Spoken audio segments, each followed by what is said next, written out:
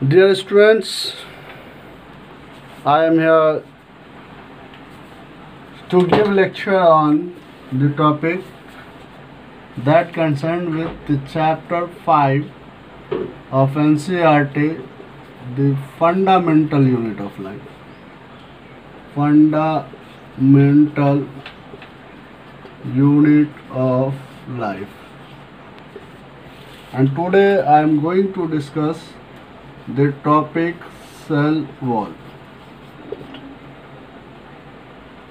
Outermost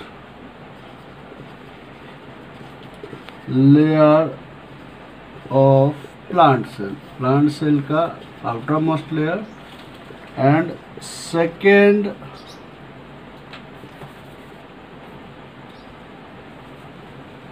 or additional layer in plant cell. Animal cell में क्या होगा कि प्लाज्मा मेम्ब्रेन होंगे,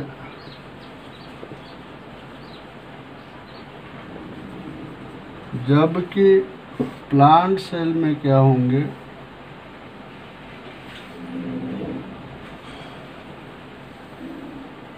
वो दोनों होंगे।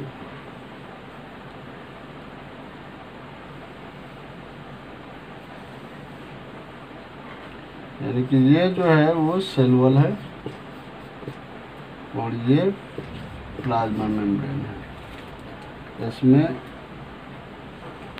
लार्ज एरिया कवर्ड होगा वैक्यूल के द्वारा, VACUOL वैक्यूल के द्वारा, और यहाँ न्यूक्लियस और यहाँ फिर ये न्यूक्लियस में बहुत सारे मटेरियल होते हैं, क्रोमेटिन मटेरियल ये सब होंगे। ये हो गए न्यूक्लियस। तो ये रफ डायग्राम है प्लांट सेल और एनिमल सेल का। तो हम लोग बात कर रहे हैं सेल वॉल की।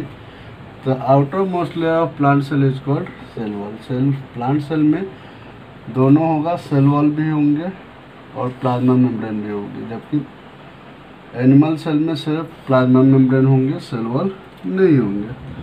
अब ये इसमें क्या है कि सेल वॉल जो होंगे, cell wall is composed of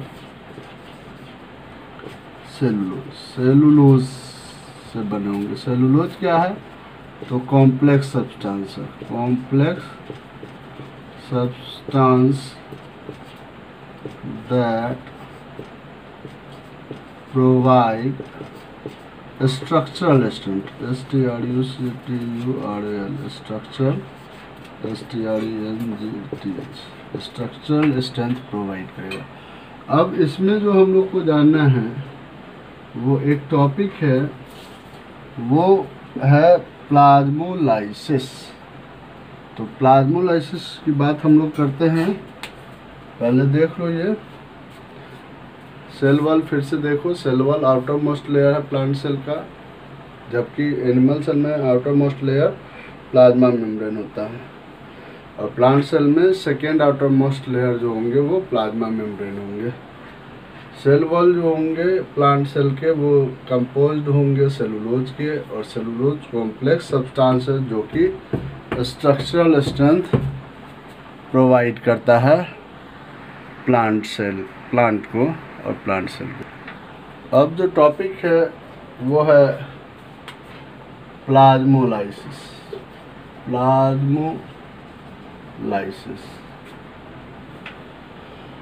simply क्या होंगे? श्रिंकेज होंगे सेल कंटेंट का, यानी कि कहने का मतलब है loss of water from the cell and shrinkage of cell content।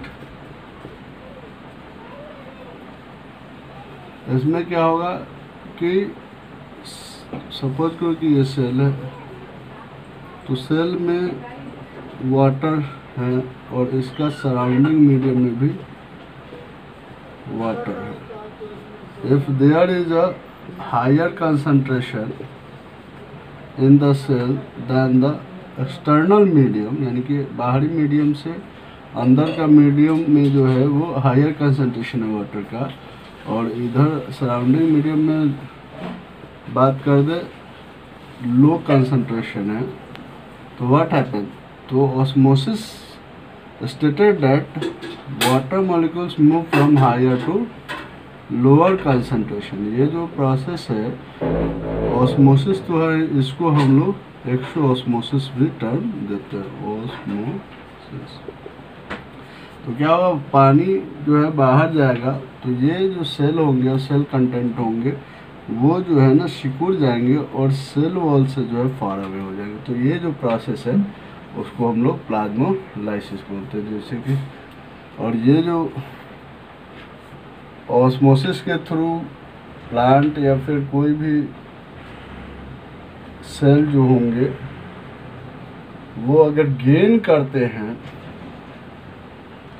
तो वो लिविंग होने चाहिए। लिविंग सेल ही गेन करेगा या लॉस करेगा ऑस्मोसिस के थ्रू वाटर को, ठीक है। तो इसमें अगर हम बात करते हैं कि प्लांट सेल फंगल यानी कि फंगी के सेल जो होंगे और बैक्टीरियल सेल जो होंगे, बैक्टीरिया के सेल, इन सारे सेल को अगर डाइल्यूट सॉल्यूशन में डालेंगे तो क्या होगा कि स्वेल अप हो जाएगा विदाउट ब्रस्टिंग, बिना फटे ये क्या हो जाएगा, स्वेल अप हो जाएगा, क्योंकि इसमें सेल वॉल होते हैं। सेल वॉल काफ़ी रिजिड होते हैं जो कि सेल को फटने नहीं देता है। और डाइल्यूट सॉल्यूशन का मतलब solution that contain maximum amount of water than the cell. तो ये जो है क्वेश्चन होता है कि अगर एनिमल सेल को when animal cell put into the dilute solution, अगर एनिमल सेल को डाइल्यूट सॉल्यूशन में डालेंगे तो व्हाट हैपन, तो इट विल ब्रस्ट, ये ब्रस्ट कर जाएगा। तो ये बहुत इम्पोर्टेंट चीज़ है, फिर से समझो। प्लाज्मोलाइसिस में क्या होगा कि वाटर मॉलिक्यूल्स का सेल से बाहर मूवमेंट होगा, सेल से बाहर मूवमेंट होगा वाटर मॉलिक्यूल्स का, और there is a shrinkage takes place, shrinkage यानी कि सेल कंटेंट श्रिंक कर जाएगा। ये जो वाटर मॉलिक्यूल्स का मूवमेंट होगा वो ऑस्मोसिस के थ्रू, ऑस्मोसिस दो तरह के होते हैं, एंडोऑस्मोसिस और एक्सोऑस्मोसिस। एंडोऑस्मोसिस में सेल के अंदर वाटर जाएगा और सेल के बाहर अगर वाटर जाएगा तो उसको एक्सोऑस्मोसिस बोलेंगे। तो ये तभी पॉसिबल है जब एक्सोऑस्मोसिस का कंडीशन तभी पॉसिबल है जब सेल के अंदर हायर कंसंट्रेशन होगा और मीडियम में लो कंसंट्रेशन होगा, तो वाटर मॉलिक्यूल्स मूव आउट हो जाएगा और सेल जो होंगे वो सिकुड़ जाएंगे। आप देखो कि इसमें जो है प्लांट सेल हो गए, फंगल सेल होंगे, बैक्टीरियल सेल हो गए, तो ये सारे में जो है वो सेल वॉल होता है। तो due to cell wall when we put this cell यानी कि ये जो है ड्यू टू सेलुलोज होता है। तो कहने का मतलब कि when we put plant cell, fungal cell and bacterial cell into the dilute solution, then cell swell up without bursting, यानी कि सेल जो होंगे वो फूल जाएंगे लेकिन वो ब्रस्ट नहीं करेंगे। लेकिन एनिमल सेल को अगर डालते हैं तो वो क्या हो जाएंगे, ब्रस्ट कर जाएंगे। तो इससे क्वेश्चन आता है कि what happen if RBC cell put into the hypotonic solution. तो answer will be it become burst up, क्योंकि इसे पानी जैसे ही सेल के अंदर जाएगा तो वो एक प्रेशर जनरेट करेगा जिसको कि हम लोग टर्गर प्रेशर भी बोलते हैं। और ये जो होंगे सेल वॉल जो होंगे वो उस प्रेशर को झेल सकता है, वो भी एक तरह से प्रेशर एग्जर्ट करता है और दोनों जो है ना न्यूट्रलाइज कर देता है प्रेशर को, और सेल जो होंगे वो बर्स्ट नहीं कर पाते हैं। तो अब हम लोग बात कर लेते हैं थोड़ा न्यूक्लियस। अब न्यूक्लियस की बात करते हैं तो न्यूक्लियस जो है वो हम लोग जानते हैं कि न्यूक्लियस का पोजीशन अगर हम बात करें तो सेंटर में होता है एनिमल सेल में, ठीक है। प्लाज्मा मेम्ब्रेन, साइटोप्लाज्म, ये है एनिमल सेल का कंडीशन, एनिमल सेल। अब इसके बाद जो है अगर प्लांट सेल की बात करें तो इसमें जो है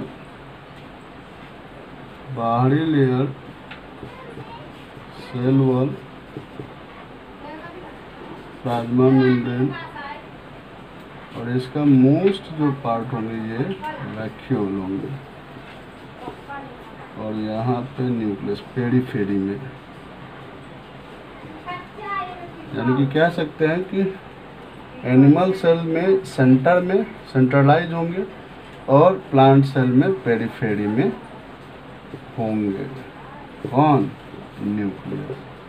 न्यूक्लियस एक्चुअली क्या है ना कि इसमें अगर माइक्रोस्कोपिक स्टडी करेंगे तो इसमें ये जो है डबल लेयर मेम्ब्रेनस स्ट्रक्चर जो है वो दिखेगा, ये डबल लेयर मेम्ब्रेनस स्ट्रक्चर, और इसमें ये पोर्स होंगे जिसको कि हम लोग न्यूक्लियर पोर बोलते हैं, जिससे कोई भी सब्सटेंस न्यूक्लियस से बाहर साइटोप्लाज्म में जाएगा या साइटोप्लाज्म से न्यूक्लियस के अंदर जाएगा, यानी कि एक्सचेंज का काम करेगा। अब जो है न्यूक्लियस में क्या होता है, न्यूक्लियस में ही हम देखते हैं कि क्रोमोसोम होता है। क्रोमोसोम, ये chromosomal structure, rod like structure, chromosome, ये सिंगल को हम लोग क्रोमैटिन फाइबर बोलते हैं। दो क्रोमैटिन के मिलने से क्रोमोसोम का फॉर्मेशन होता है, ठीक है। तो ये जो है क्रोमोसोम क्या करता है कि डीएनए कैरी करेगा, डीऑक्सीराइबो न्यूक्लिक एसिड, और ये जो है ना फंक्शनल सेगमेंट को बियर्स करता है जिसको कि जीन बोलते हैं। जीन जो है ना, कोई भी कैरेक्टर जो हमें दिखता है वो that is due to gene. अगर हम लंबे हैं, चौड़े हैं, कम छोटे हाइट के, गोरे हैं, काले, तो ये सब जो है ना जीन डिटरमिन करता है। एक जीन जो है एक कैरेक्टर के लिए रिस्पॉन्सिबल हो सकता है, या एक जीन जो है वो बहुत सारे कैरेक्टर के लिए रिस्पॉन्सिबल हो सकता है। तो जीन, अब देखो कि ये जो है ना इनहेरिटेंस को भी रेफर्स करता है। इनहेरिटेंस को रेफर्स करने का क्या मतलब है कि पेरेंटल कैरेक्टर को ऑफ स्प्रिंग में ट्रांसफ़र करने का काम करता है। ये जो क्रोमोसोम है उसका स्प्लिट अप होता है, क्रोमोसोम का स्प्लिट अप होगा कब? तो जब सेल डिवीज़न होगा। तो सेल डिवीज़न में माइटोसिस और मियोसिस पढ़ेंगे तो उस समय हम लोग देखेंगे कि कैसे जो है ना ये रोल प्ले करता है सेल डिवीज़न में। तो जैसे कि अगर हम बात कर दें सिंपली कि ये जो क्रोमोसोम है वो दो चीज़ से बना है, एक तो है डीएनए और दूसरा है प्रोटीन। प्रोटीन अगर ज़्यादा कुछ नहीं कोई पूछेगा तो ये हिस्टोन प्रोटीन है, हिस्टोन प्रोटीन का बना होता है। अब हिस्टोन प्रोटीन ये सब क्या है तो वो बहुत आगे की क्लास में पढ़ने हैं, ठीक है। तो ये हिस्टोन प्रोटीन के बने होते हैं। तो ये रहा न्यूक्लियस। न्यूक्लियस को हम लोग सेंटर और ब्रेन ऑफ द सेल बोलते हैं, ब्रेन ऑफ द सेल। जितना भी लिविंग रिएक्शन होगा, लिविंग रिएक्शन बॉडी के अंदर इन द बॉडी, बॉडी यहाँ ना करके यहाँ सेल कर दें तो ज़्यादा बेटर रहेगा। तो living reaction in the cell regulates by nucleus, nucleus सारे सेलुलर मेटाबॉलिज्म को रेगुलेट करने का काम करता है। तो आज के लेक्चर में इतना ही। नेक्स्ट क्लास में और दूसरे भी टॉपिक्स के साथ हम लोग आएंगे। Thank you, have a nice day.